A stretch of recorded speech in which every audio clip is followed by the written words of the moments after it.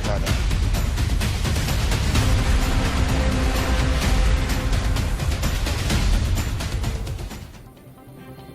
नमस्कार, स्वागत है आप सभी का। मैं हूं आपके साथ रोहित पुनेठा। पाकिस्तान में इमरान खान की सरकार गिर चुकी है। देर रात पाकिस्तान की नेशनल असेंबली में अविश्वास प्रस्ताव पर वोटिंग हुई और इस वोटिंग में इमरान खान बुरी तरह से हार गए। अविश्वास प्रस्ताव के पक्ष में यानी कि इमरान के विरोध में 174 वोट पड़े, जबकि इमरान खान की पार्टी पीटीआई ने इस अविश्वास प्रस्ताव का बहिष्कार किया। अब पाकिस्तान की सत्ता से इमरान खान नियाजी की विदाई हो गई है। अविश्वास प्रस्ताव में हारने के बाद अब पाकिस्तान को शहबाज शरीफ के रूप में नया प्रधानमंत्री मिलेगा। असेंबली में वोटिंग के दौरान शहबाज शरीफ ने कहा कि किसी के साथ नाइंसाफी नहीं होगी। वोटिंग से पहले सदन में पक्ष और विपक्ष के बीच जमकर तकरार भी हुई।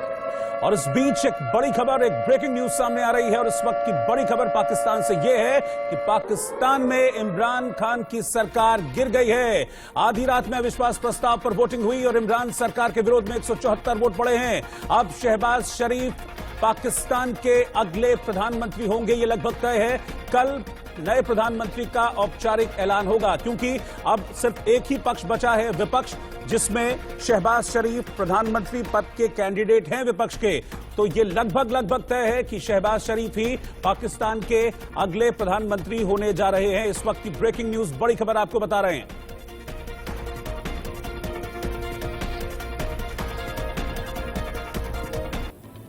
अविश्वास प्रस्ताव पर फैसला सुनाते हुए स्पीकर ने बताया कि प्रस्ताव के पक्ष में 174 वोट पड़े हैं, जबकि बहुमत के लिए 172 वोटों की जरूरत थी। 4 members have recorded their votes.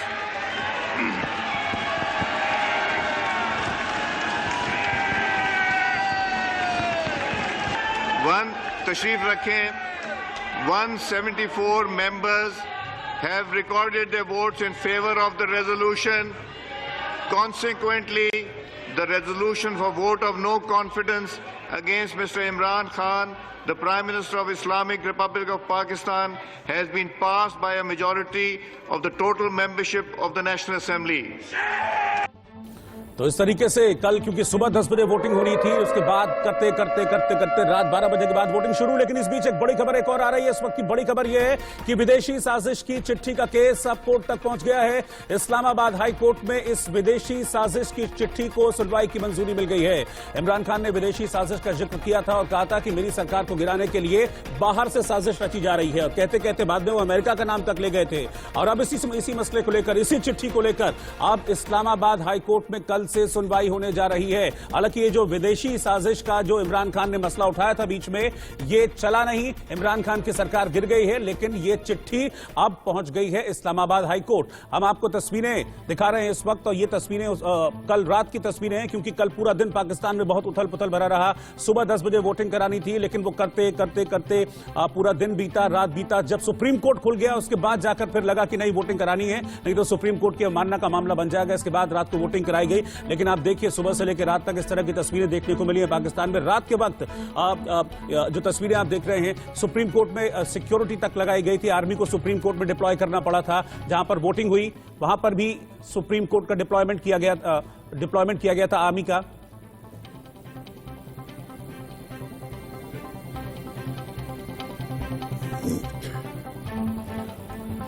अब देखिए, इमरान खान तो चले गए और अब नए प्रधानमंत्री शहबाज शरीफ होंगे, ये भी लगभग तय है। लेकिन सवाल ये है कि पाकिस्तान का मुस्तकबिल क्या होने जा रहा है, क्योंकि जो नए प्रधानमंत्री बन रहे हैं शहबाज शरीफ, उन पर भी ऊपर से लेकर नीचे तक भ्रष्टाचार के बहुत सारे आरोप हैं। उन पर भी आरोप हैं कि उन्होंने दुबई से लेकर मिडिल ईस्ट में करोड़ों अरबों रुपए की संपत्ति बनाई है। तो पाकिस्तान का मुस्तकबिल क्या होगा? और सबसे बड़ा सवाल कि इस वक्त जिस अस्थिरता के दौर से गुजर रहा है पाकिस्तान, क्या सरकार चेंज होने से, इमरान खान के जाने से, नई सरकार के आने से वो अस्थिरता खत्म होगी? इस पर हम चर्चा करेंगे। मेरे साथ कुछ खास मेहमान इस वक्त पैनल में जुड़ गए हैं। मैं उनसे पहले इंट्रोड्यूस आपको कराता हूं, फिर हम चर्चा की शुरुआत करेंगे।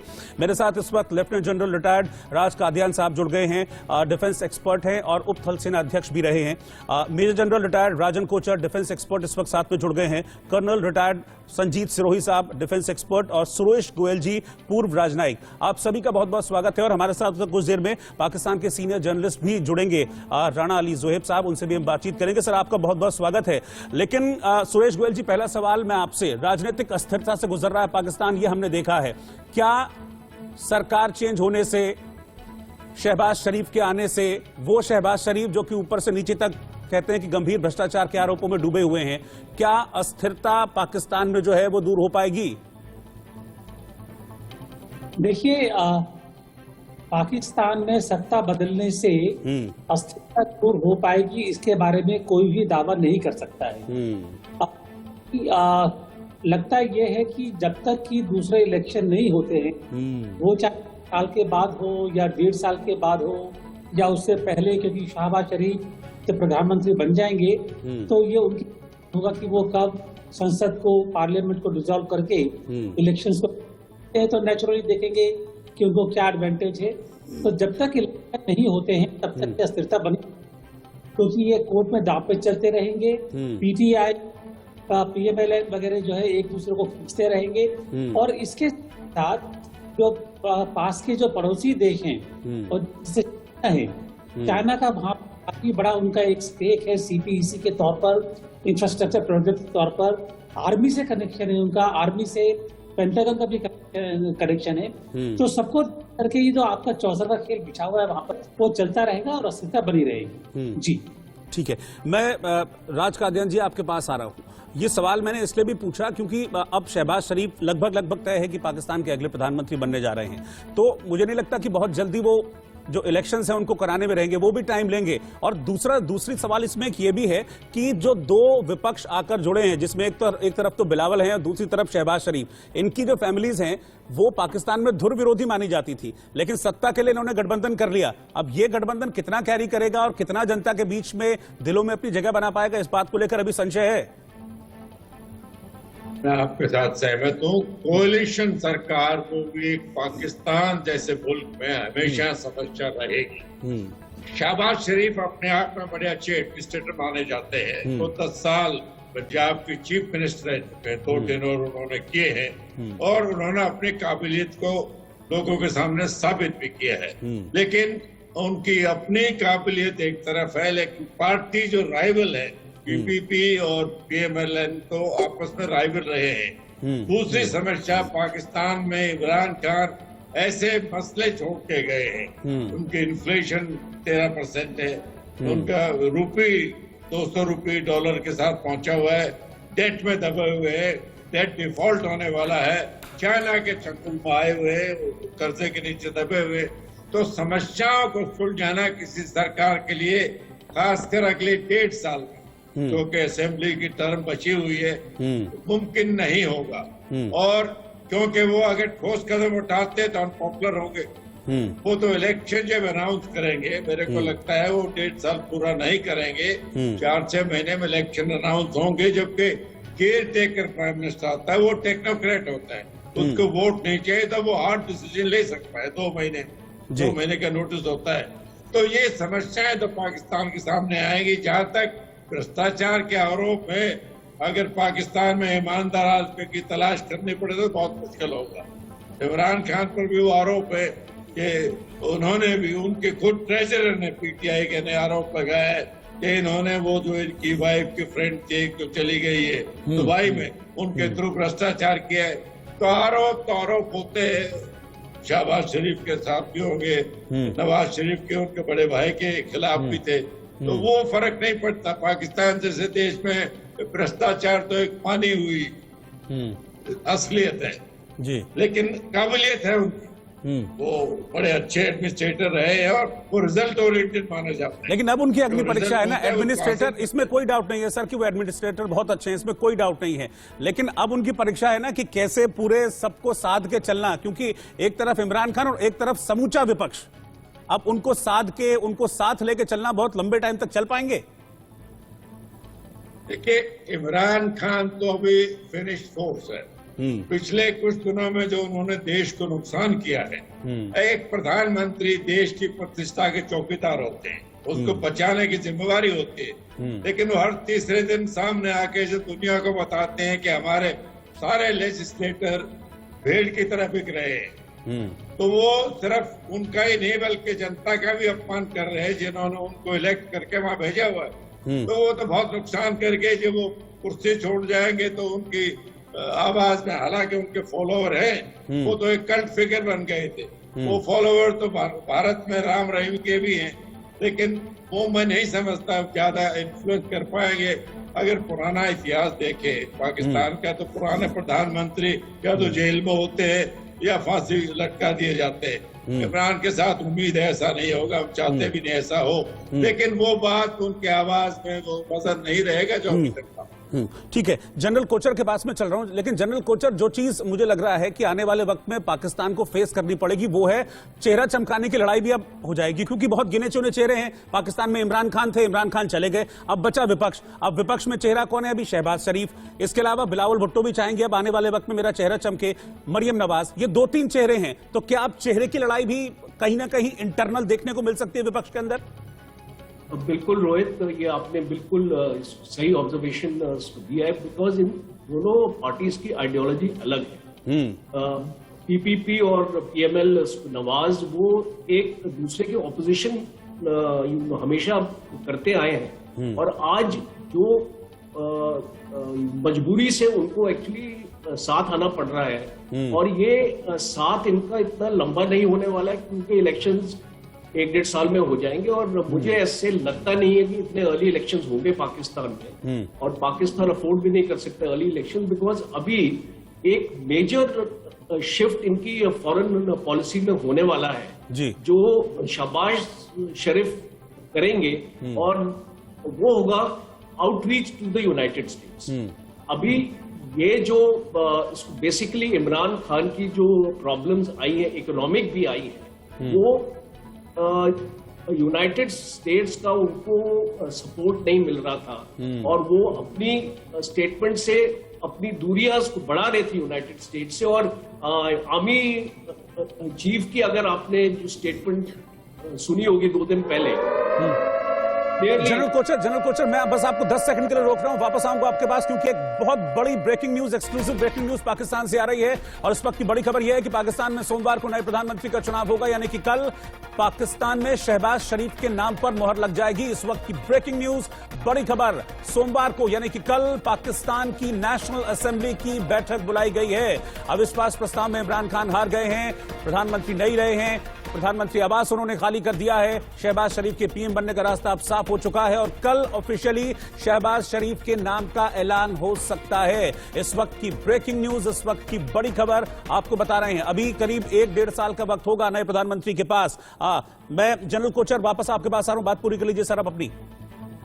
ये जो आपने जनरल बाजवा की स्टेटमेंट सुनी होगी 2 दिन पहले, उसने क्लियर अपना कर दिया है कि पाकिस्तान आर्मी का 70% इक्विपमेंट तो यूनाइटेड स्टेट्स का है, तो इसको यूनाइटेड स्टेट्स से वो दूरी कैसे रख सकते हैं? वो एक स्ट्रेटेजिक पार्टनर, और इसीलिए अभी आप देखेंगे एक मेजर शिफ्ट इनकी फॉरेन पॉलिसी में होने वाला है। और अगर ये गवर्नमेंट इसको जो 1.5 साल का टाइम मिला है, अगर पाकिस्तान में 5 या 10% भी चेंज ला सकती है, तो आप देखना इसके इलेक्शंस के टाइम पे इसके प्रोस्पेक्ट्स और अच्छे हो जाएंगे।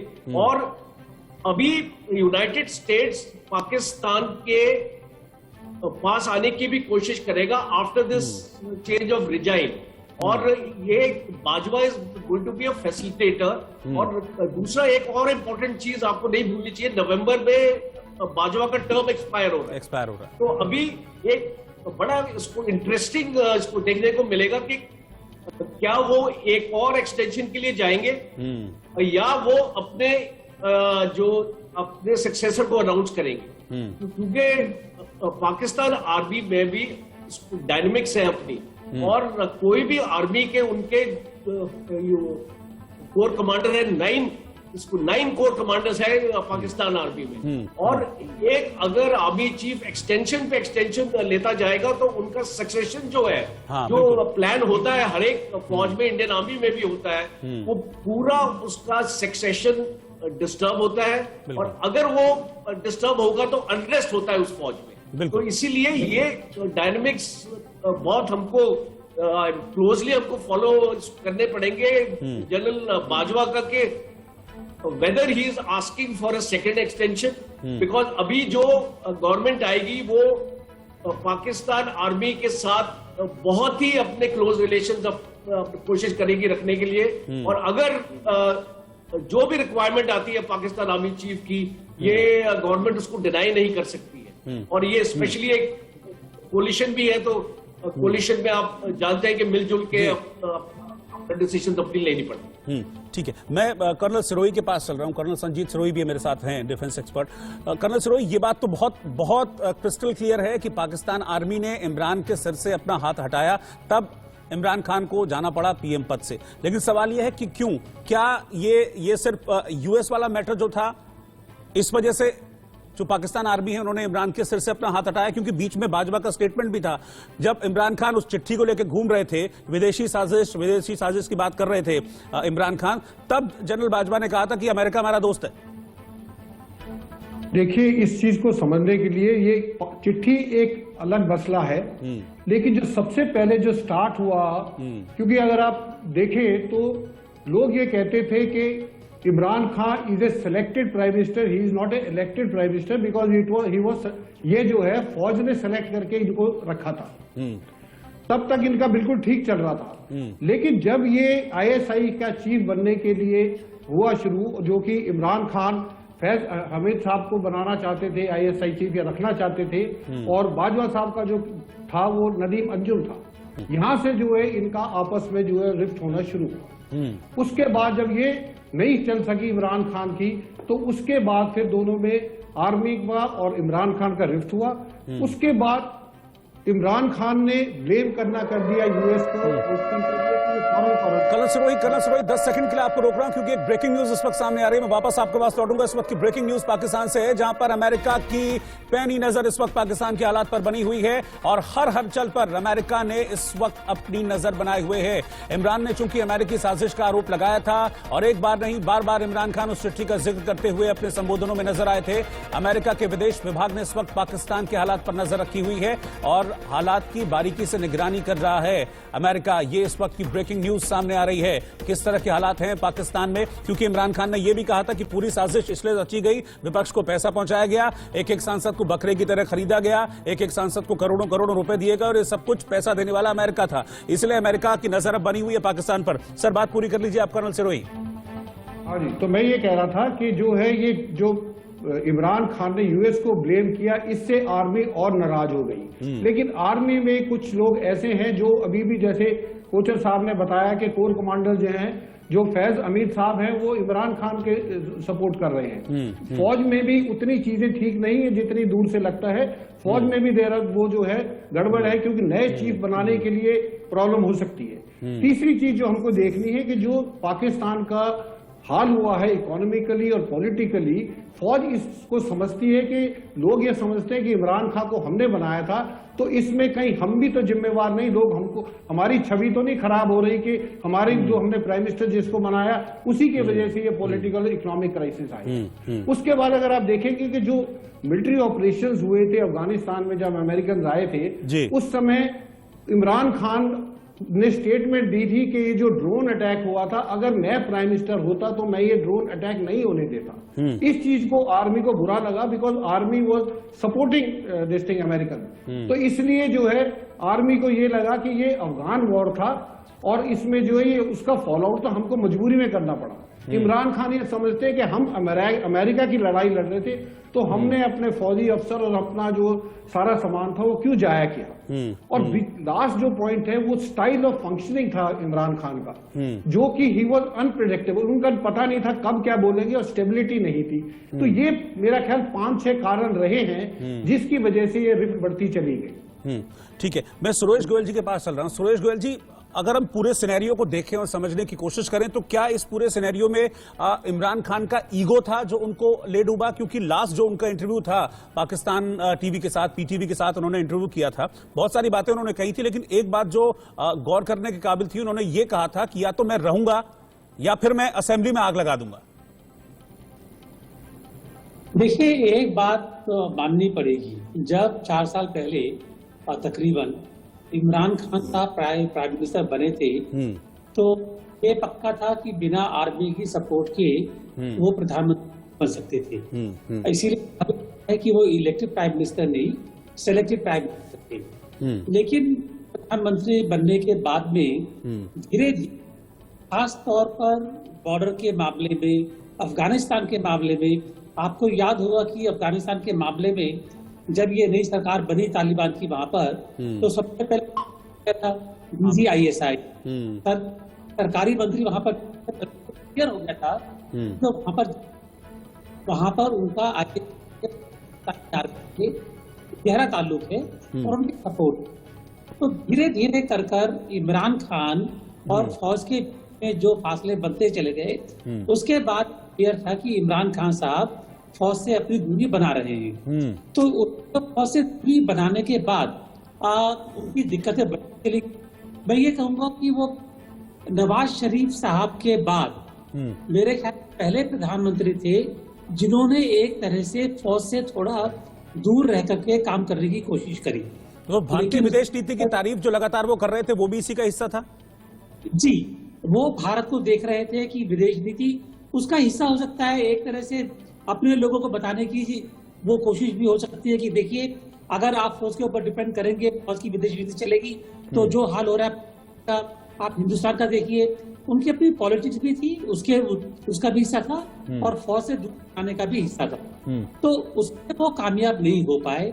और मेरा के बाद में अगर सारे फैक्टर्स देखे जाए तो इलेक्शंस तो मैं तो जो पाकिस्तानी फौज है वो ज्यादा उसमें इम्पैक्ट नहीं करेगी, लेकिन तो मालूम है कि वहां पर जो भी आएगा वो पाकिस्तान फौज के सपोर्ट के बिना प्रधानमंत्री बन सकता है, चाहे शहबाज शरीफ हो या बिलावल भुट्टो हो या इमरान खान हो।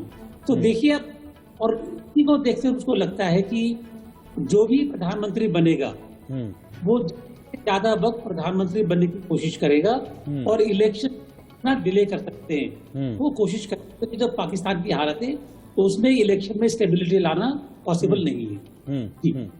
अच्छा जनरल कादियान, एक चीज मैं आपसे पूछना चाहूंगा इस वक्त, क्योंकि पिछले संडे को इमरान खान ने कहा था, संडे से पहले, कि मैं संडे को सरप्राइज करूंगा, लेकिन इस संडे को वो साफ हो गए।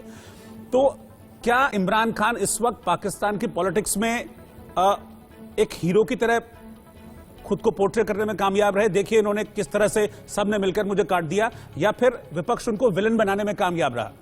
क्योंकि पिछले कई दिनों से बहुत सारे वो बहुत सॉफ्ट मैसेज अपनी जनता को दे रहे थे। युवा, मैं अलग लाइन से चला तो देखिए मेरे साथ ये हुआ, मैं युवा आगे बढ़े, मेरा देश मेरे साथ आए, इस तरह की बहुत सारी जो सॉफ्ट बातें थी वो इमरान करते हुए नजर आए। वो खुद को हीरो बनाने की कोशिश कर रहे थे। तो हीरो बने या फिर विलन बन गए?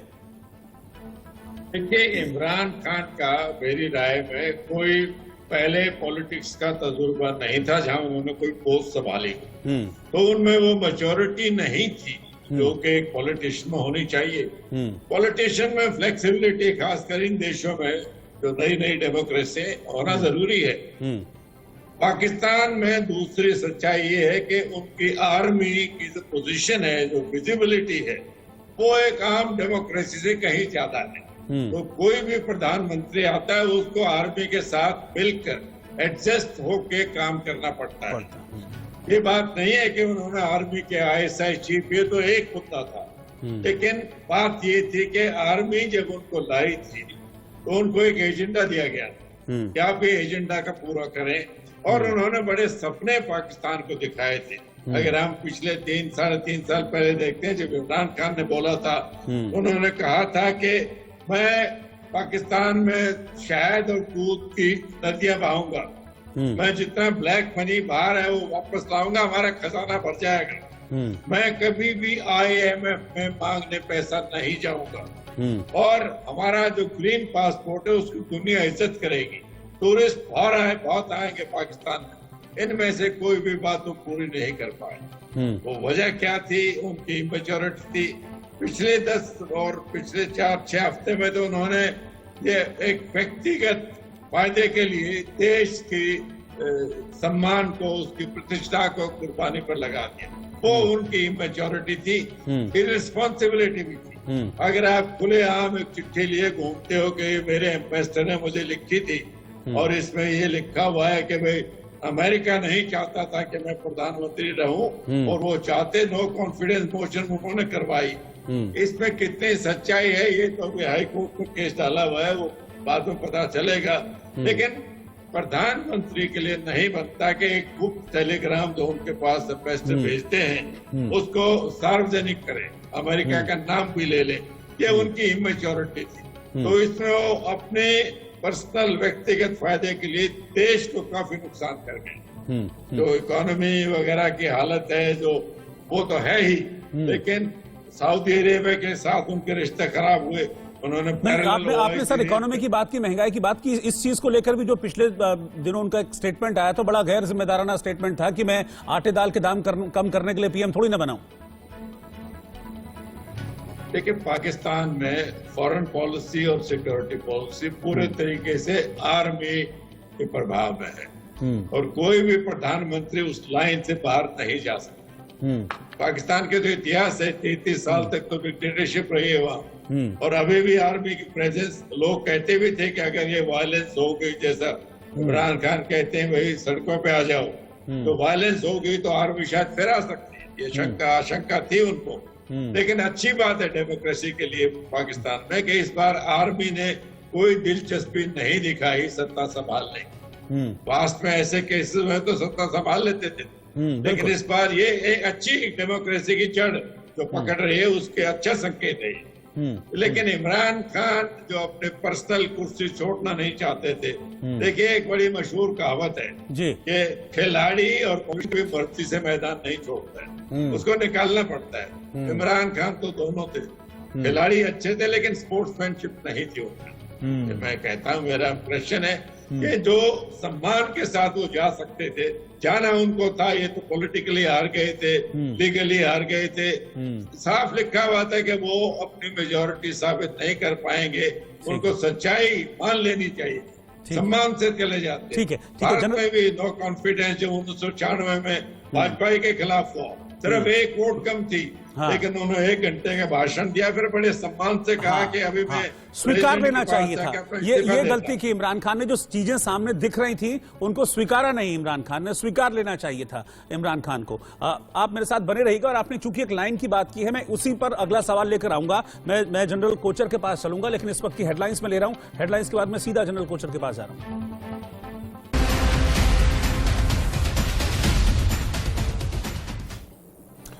तो विपक्ष की पिच पर इमरान खान आउट हो चुके हैं। कल नो कॉन्फिडेंस मोशन लाया गया और नो कॉन्फिडेंस मोशन में इमरान खान, उनकी पार्टी हार गई। उन्होंने बल्कि एक तरह से इमरान खान और उनकी पार्टी ने बहिष्कार कर दिया था और 174 वोट अगेंस्ट में पड़े और इमरान खान अब प्रधानमंत्री नहीं रहे हैं पाकिस्तान के। लेकिन हम चर्चा इस पर कर रहे हैं कि आने वाले वक्त में और क्या होने वाला है। मैं सर जनरल कोचर मैं आपके पास आ रहा हूं, क्योंकि लाइन की बात की कि इमरान खान ने जो लाइन ली थी, क्या जो इमरान खान ने लाइन ली वो एक अलग तरह की पॉलिटिक्स करने की लाइन इमरान खान ने ली थी? क्योंकि अब तक ये होता था कि सेना और सरकार बिल्कुल साथ साथ चल रहे थे। इमरान खान ने भी शुरुआत ऐसे ही की थी, लेकिन वो रूस की तरफ मुड़ गए, जबकि सेना की लाइन अमेरिका की तरफ थी। तो क्या सेना की लाइन से अलग हटकर चलने की जो कोशिश थी, एक नई तरह की पॉलिटिक्स करने की कोशिश की थी इमरान खान ने, लेकिन फेल हो गए? देखिए, बहुत अच्छा सवाल है। प्रॉब्लम ये रही है पाकिस्तान में, अगर आप इसको एनालाइज करेंगे, आज तक कोई भी प्राइम मिनिस्टर 5 साल तक टिका नहीं।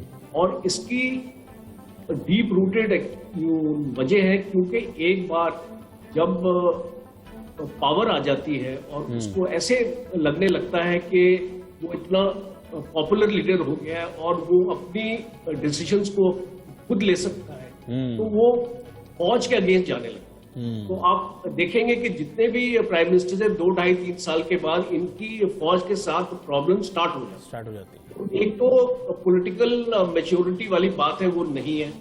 दूसरा, जो पाकिस्तान का जो अपना सिस्टम है, जो लोगों ने अपने बनाया हुआ है, इतने साल जल कादियान साहब ने बताया कि 80% पीरियड जो 75 साल का रहा है वो आर्मी के कंट्रोल में है। तो इसीलिए पाकिस्तान का डाउनफॉल की एक्चुअली बेसिक वजह वही है। और इमरान खान ने जो अपना पॉलिटिक्स खेला है जिस तरीके से, वो बेसिकली लोगों की अटेंशन डाइवर्ट करने के लिए, बिकॉज जो हम सब ये डिस्कस कर रहे हैं कि इकोनॉमिक हालात बहुत खराब है पाकिस्तान में, उनका कहीं से भी लोन नहीं आ रहा है, अपनी ग्रे लिस्ट में FATF के हैं, उससे जब तक निकल के नहीं आएगा ये देश, इस देश का इस भविष्य नहीं है। और दूसरा मैं एक कमेंट एक्चुअली करना चाहता था जो जल कादियान साहब ने उसको मेंशन किया था कि इसमें आर्मी क्यों नहीं आई। देखिए, आर्मी इसलिए नहीं आई क्योंकि आर्मी जानती है कि पाकिस्तान की हालत क्या है, और अगर वो आ भी जाती तो वो सुधार नहीं ला सकती थी पाकिस्तान की हालत में। तो आर्मी ने एक वाइज डिसीजन, मैं इसको मानता हूं, लिया कि भाई तो मैं इस ये जो सिचुएशन है पाकिस्तान की उसको मैं कंट्रोल नहीं कर सकता हूं। और दूसरा जो है, आर्मी के बड़ी प्रॉब्लम्स है, इंटरनली भी आर्मी में है प्रॉब्लम आज में, और बलूचिस्तान में है प्रॉब्लम, सिंध में है प्रॉब्लम। और जो ये तहरीके पाकिस्तान जो आपका तालिबान है, अभी आपने इसको न्यूज सुनी होगी, कुछ दिन पहले आर्मी के 6 जवान मारे थे और इसको 30 इंजर किए थे। तो ये रोज इंसिडेंट्स हो रहे हैं फौज के साथ, और ये एक जो हमने इनके साथ अभी सीज फायर भी किया है, ये बेसिकली पाकिस्तान आर्मी की मजबूरी थी। ये सीज फायर पाकिस्तान आर्मी ने ही प्रपोज किया है, क्योंकि पाकिस्तान आर्मी के आज जो एम्युनिशन रिजर्व्स है, अगर आप इसको क्लोजली फॉलो करेंगे पाकिस्तान इसको डिफेंस को, तो इनके एम्युनिशन रिजर्व्स काफी डिप्लीट हो चुके हैं। इनकी अपनी इंडस्ट्री जो है वो इनकी रिक्वायरमेंट को पूरा नहीं कर सकती, क्योंकि पाकिस्तान में भी ऑर्डिनेंस फैक्ट्रीज है जो ये इसको मैन्युफैक्चर करती है। तो आर्मी की जो कॉम्बैट रेडीनेस की हालत है वो बहुत ही नाजुक है आज। वो 5 या 7 दिन तक अगर वो इसको भारत के साथ अगर इसको लड़ाई भी होती है तो 5-7 दिन से ज्यादा नहीं टिक पाएगी पाकिस्तान आर्मी। तो इसीलिए ये पाकिस्तान आर्मी इस सियासी दावपेच में आना नहीं चाहती थी, और जो इमरान खान है उसके पास कोई ऑल्टरनेटिव नहीं बचा, बिकॉज जब उसने फौज को नाराज कर दिया तो उसने सोचा कि फौज का काउंटर मैं अवाम से करूंगा, और मैं इतनी अपनी पॉपुलैरिटी अपना दिखा दूंगा कि सब लोगों के अवाम मेरे साथ है। तो इसको फौज मेरा क्या बिगाड़ सकती है, बस क्या बिगाड़ सकती है मेरा। इसीलिए वो बार बार इंडिया का क्यों एग्जाम्पल देता है, वो इसलिए देता है इंडिया का एग्जाम्पल कि देखिए इंडिया की जो फॉरेन पॉलिसी है वो एक नॉन अलाइनमेंट की है। वो किसी भी देश के दबाव में आके काम नहीं करते हैं, इंक्लूडिंग रशिया के ऊपर भी सैंक्शन लगे तो इंडिया रशिया से अपना जो ट्रेड जारी रख रहा है। तो ये एक अपना कंपैरिजन अपने लोगों को उसको देते हैं कि अगर हम भी ऐसा करेंगे और यूएस के झुकाव में नहीं आएंगे तो हम भी हिंदुस्तान की तरह अपना जो है मुस्तकबिल अपना जो आगे लेके जा सकते हैं। तो ये बेसिकली जो इसकी पूरी स्ट्रेटजी है, ये एक एस्केपिस्ट थी अपने आप को बचाने के लिए।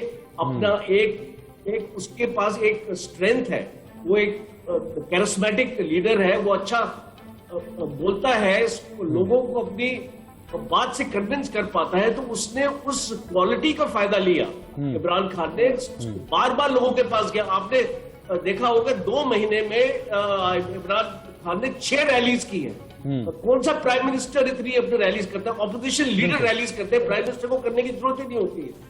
पर ये सारी अगर आप चीजों को उसकी स्ट्रेटेजी को एनालाइज करेंगे तो ये नतीजा आपको निकलेगा कि वो अपनी सिंपैथी आवाम से लेना चाहता था, अपने आप को पॉपुलर। सर हाँ, एक सवाल जो पाकिस्तान में हर नई सरकार के साथ जहन में कौंधता है वो ये है कि क्या आतंकवाद पर लगाम लगेगी। अजीत सिरोही, क्या आतंकवाद पर लगाम लगा पाएगी नई सरकार? क्योंकि आतंकवाद न सिर्फ पाकिस्तान को अंदर अंदर खाता है, वहां पर कैसे आतंक के आकाम देखते हैं खुलेआम घूमता है, बल्कि एक पड़ोसी देश होने के नाते हमको भी प्रभावित करता है। तो क्या ये नई सरकार से उम्मीद करें कि एक बेहतर रिश्ते कायम होंगे भारत के साथ और आतंकवाद पर ये लगाम लगाएगी? बाकी जो परेशानियां हैं अंदर पाकिस्तान में वो तो हैं ही, लेकिन एक पड़ोसी देश होने के नाते हमको इस तरह से भी सोचना पड़ेगा।